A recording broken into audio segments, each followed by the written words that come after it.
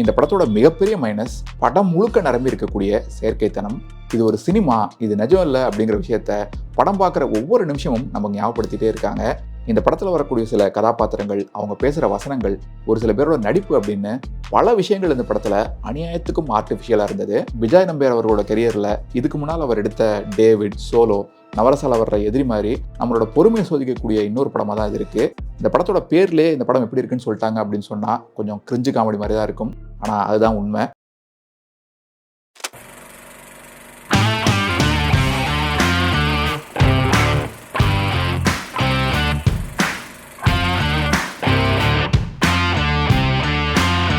நல்ல சினிமாக்களை நேசிக்கிற கொண்டாடுற எல்லா நெஞ்சங்களுக்கும் வணக்கம். இந்த வீடியோவில் நம்ம பார்க்க போகிறது இயக்குனர் விஜய் நம்பியார் டைரக்ஷனில் அர்ஜுன் தாஸ் மற்றும் காளிதாஸ் ஜெயராம் நடிச்சிருக்கிற போர் திரைப்படத்தோட விமர்சனம். இந்த படத்தோட கதை என்னன்னா, அர்ஜுன் தாஸ் பாண்டிச்சேரியில் ஒரு மருத்துவக் கல்லூரியில் படிச்சுட்டு இருக்காரு. 5 முறை ட்ரை பண்ணியும் கூட அவரோட தீசிஸ் பேப்பரை அவரால் ப்ரெசென்ட் பண்ண முடியல. அதே காலேஜில் புதுசாக வந்து ஜாயின் பண்ணுறாரு காளிதாஸ் ஜெயராம். அவர் அந்த காலேஜுக்கு வந்த பிறந்தே அங்கே சீனியர்ஸ்க்கும் ஜூனியர்ஸ்க்கும் பயங்கரமான சண்டையாக இருக்குது. பிரச்சனைன்னு வந்துட்டா சீனியர்ஸ்டும் கூட பார்க்காம போட்டு பொழந்து கட்டுறாரு காளிதாஸ் ஜெயராம். இந்த சமயத்துல தான் ஒரு நாள் எதேச்சையா அர்ஜுன் தாஸை சந்திக்கிறாரு காளிதாஸ். அப்பதான் ஒரு விஷயம் ரிவல் ஆகுது. இவங்க 2 பேருக்கும் சின்ன வயசுலேருந்தே ஆகாது. இதுக்கு முன்னால இவங்க 2 பேரும் ஒன்னா ஒரு போர்டிங் ஸ்கூல்ல படிச்சிருக்காங்க. அர்ஜுன் தாஸை பார்த்த பிறந்தே அவர் முகத்துக்கு நேரா, இனிமேல் உன்னை இந்த காலேஜில் ஒரு நாள் கூட நிம்மதியாக இருக்க விட மாட்டேன் அப்படின்னு காளிதாஸ் சவால் விடுறாரு. இதுக்கு நடுவில் அந்த காலேஜில் வேற ஒரு பெரிய பிரச்சனையும் இருக்கு. ஒரு ஸ்டூடெண்ட்டோட காஸ்ட்டை வச்சு டிஸ்கிரிமினேட் பண்ண ஒரு இன்சிடென்ட்டால ஒரு பெரிய பிரச்சனை வெடிக்குது. அந்த பிரச்சனையால காலேஜ் எலெக்ஷன்லையும் சிக்கல் வருது. இந்த பிரச்சனைகள்லாம் சால்வ் ஆச்சா இல்லையா, இந்த பிரச்சனையில 2 ஹீரோக்களோட பங்கு என்ன, அவங்க 2 பேரோட மோதல் என்னாச்சு, காளிதாஸ் ஏன் அர்ஜுன் தாஸ் மேல இவ்வளோ கோவமா இருக்காரு அப்படின்னு பல கேள்விகளை சுற்றி நகருது இந்த போர் படத்தோட கதை. இந்த படத்தோட ப்ளஸ் பாயிண்ட்ஸ் என்னன்னா, முதல் positive performances. DJ Bhanu, Arjun Das, Sanjana Natarajan, அரசியல்வாதியோட பொண்ணா வரக்கூடிய அமிர்தா ஸ்ரீனிவாசன் எல்லாருமே அவங்க ரோல்ல ரொம்ப கன்வின்சிங்காக பண்ணியிருக்காங்க. படம் முழுக்க அர்ஜுன் தாஸ் ரொம்ப கம்போஸ்டாக நடிச்சிருக்காரு. ஒரு மெஷர்டு பெர்ஃபார்மன்ஸை கொடுத்துருக்காரு. தன்னோட கோபத்தையும் ஆக்ரோஷத்தையும் கூட நின்று நிதானமாக வெளிப்படுத்தக்கூடிய அந்த கேரக்டரில் சிறப்பாக பண்ணியிருக்காரு. படம் முழுக்க பேசிகிட்டே இருக்கிற காளிதாஸ் ஜெயராம் கேரக்டருக்கு அப்படியே எக்ஸாக்ட் ஆப்போசிட்டாக அர்ஜுன் தாஸ் அதிகம் எதுவும் பேசாமலேயே மாசாக இருக்காரு. நாடு முழுக்க கேட்கக்கூடிய குரலா நான் மாறணும் அப்படின்னு ஹீரோயின் சொல்லும்போது, ஐயோ உன் குரலை நாடு முழுக்க வேற கேட்கணுமா அப்படின்னு சொல்லக்கூடிய கிண்டலா சொல்லக்கூடிய அந்த சீன்லாம் ரசிக்க முடியிருந்தது. ஆனா இந்த படத்துல அவரையும் ஓவர்டேக் பண்றது சஞ்சனா நடராஜன்னா கண்டிப்பா அவங்களோட கெரியர்ல இது பெஸ்ட் பெர்ஃபார்மன்ஸ் அப்படின்னே சொல்லலாம்.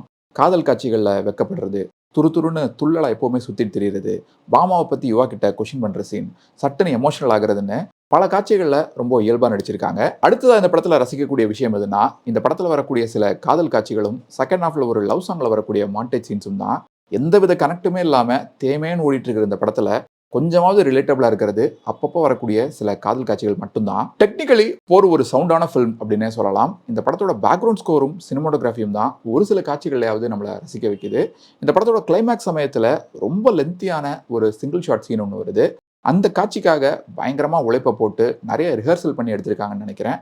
ஆனா அந்த சிங்கிள் ஷாட் சீனோட அவுட்புட் எதிர்பார்த்த அளவுக்கு வரல. நிறைய இடங்கள்ல ரொம்ப லோ லைட் இருந்தது, லைட்டே சுத்தமாக இல்லை. அதே போல் பூரா கிரைன்ஸாக இருந்தது. மற்றபடி அந்த ஐடியா இன்ட்ரெஸ்டிங்காக இருந்தது. அதே போல் அந்த காலேஜ் ஃபெஸ்ட்டில் வரக்கூடிய பூங்காற்று புதிரானது பாட்டோட ரீமிக்ஸ் செம்மையாக பண்ணியிருந்தாங்க. இந்த படத்தோட குறைகள் என்னென்னா, இந்த படத்தோட மிகப்பெரிய மைனஸ் படம் முழுக்க நிரம்பி இருக்கக்கூடிய செயற்கைத்தனம். இது ஒரு சினிமா, இது நிஜம் இல்லை அப்படிங்கிற விஷயத்த படம் பார்க்குற ஒவ்வொரு நிமிஷமும் நமக்கு ஞாபகப்படுத்திட்டே இருக்காங்க. இந்த படத்தில் வரக்கூடிய சில கதாபாத்திரங்கள், அவங்க பேசுகிற வசனங்கள், ஒரு சில பேரோட நடிப்பு அப்படின்னு பல விஷயங்கள் இந்த படத்துல அநியாயத்துக்கும் ஆர்டிஃபிஷியலாக இருந்தது. இந்த படம் ஆரம்பிச்சு கொஞ்ச நேரத்திலேயே ஒரு போராட்டம் ஒன்று நடக்குது. அப்போ அங்கே காலேஜோட ஃபவுண்டரும் அவரோட பொண்ணும் பேசுகிற மாதிரி ஒரு சீன் ஒன்று இருக்கு. அந்த சீனெல்லாம் பார்க்கும்போது ஏதோ ஒரு ஸ்டேஜ் ட்ராமாவை பார்க்குற மாதிரி தான் இருந்தது. அதே போல் இந்த படத்தில் எப்பெல்லாம் புரட்சி, போராட்டம், ரெவல்யூஷன் அப்படின்னு பேசுகிறாங்களோ அப்போல்லாம் ஆட்டோமேட்டிக்காக கொட்டாய் வந்துடுது. அதே போல் மிட் நைட்டில் கேர்ள்ஸ் ஹாஸ்டலுக்குள்ளே போகிற மாதிரி ஒரு சீன் ஒன்று இருக்கும். அந்த சீன்லாம் பார்க்கும்போது ஏதோ 90s ஒரு படத்தை பார்க்குற மாதிரி தான் இருந்தது. மிக முக்கியமாக 2 ஹீரோக்குள்ள ஒருத்தரான காளிதாஸ் ஜெயராம் அவரோட கேரக்டர், நடிப்பு ரெண்டுமே ரொம்ப ஏலியனாக தெரிஞ்சுது. ஆக்சுவலாக அவரோட இன்ட்ரோ சீன் நிஜமாவே கொஞ்சம் மாசாக தான் இருந்தது. அதுக்கப்புறம் வரக்கூடிய ஹாஸ்பிட்டல் சீனில் பாமா கிட்ட ஃப்ளர்ட் பண்ணுறதும் க்யூட்டாக இருந்தது.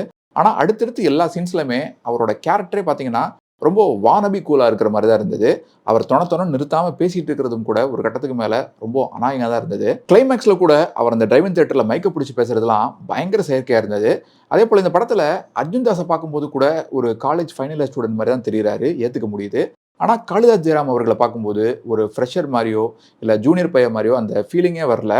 அண்ட் இந்த படத்தில் இவரோட பெர்ஃபார்மன்ஸ், காளிதாஸ் ஜெயராமோட பெர்ஃபார்மன்ஸ், டயலாக் டெலிவரி ஸ்டைல் எல்லாமே வந்து நடிகர் சித்தார்த்தை ரொம்பவே ஞாபகப்படுத்துச்சு. அடுத்த மைனஸ், பெருசாக எங்கேயுமே நம்மளை எக்ஸைட் பண்ணாத ரொம்பவே ஃப்ளாட்டான ஒரு ஸ்க்ரீன் பிளே. காளிதாஸ் ஜெயராமுக்கும் அர்ஜுன் தாஸுக்கும் ஏற்கனவே பரிச்சயம் இருக்குது அப்படிங்கிறத நம்ம காட்டுற வரைக்கும் அந்த முதல் 3/4 மணி நேரம் ரொம்பவே வாண்டரிங்காக தான் இருந்தது. அதுக்கப்புறம் கூட பெருசாலாம் ரொம்ப சுவாரஸ்யமாக இல்லை, உருட்டுவியாயா அப்படிங்கிற மாதிரி தான் போகுது. இன்டர்வல் சமயத்தில் 2 ஹீரோக்களும் ஒருத்தருக்கு ஒருத்தர் சவால் விட்டுக்கிறாங்க.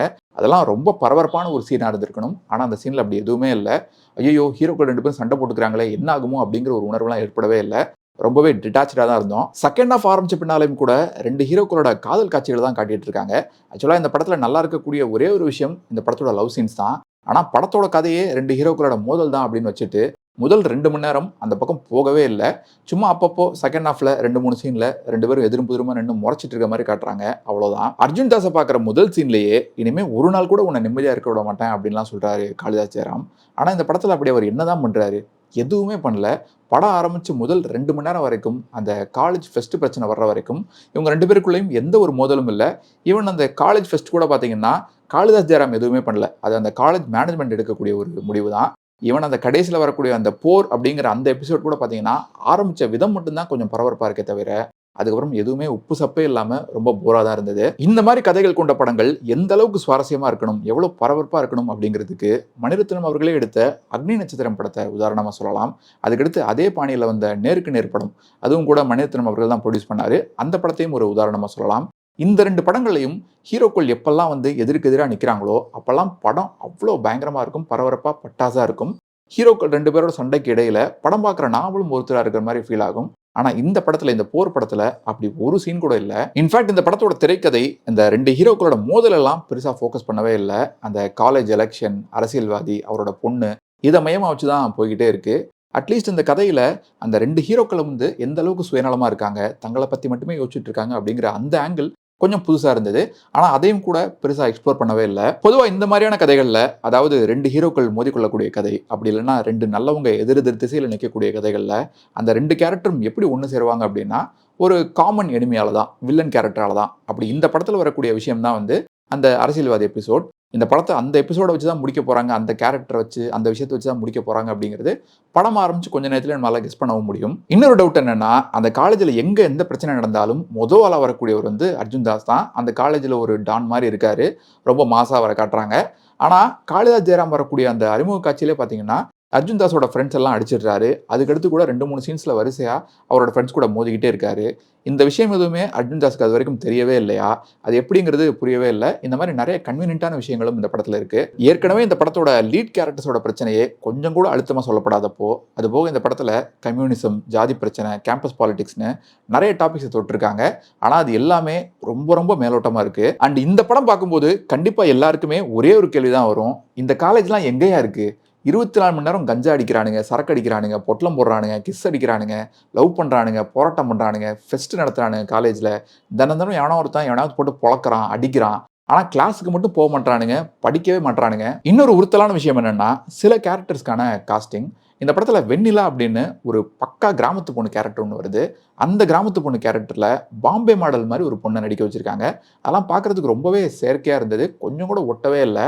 ஆக்சுவலாக மணிரத்னம் படங்கள் மீதான முக்கியமான ஒரு குற்றச்சாட்டு, ஒரு விமர்சனம் என்னென்னா, அவரோட கெரியரில் கடந்த 15 வருஷத்தில் பார்த்தீங்கன்னா கிராமத்தான் கேரக்டர், ஏழை கேரக்டரில் கூட ரொம்ப பாலிஷ்டான ஆளை நிற்க வச்சுருப்பாங்க. பார்க்குறதுக்கு ரொம்ப பாலிஷ்டாக இருப்பாங்க.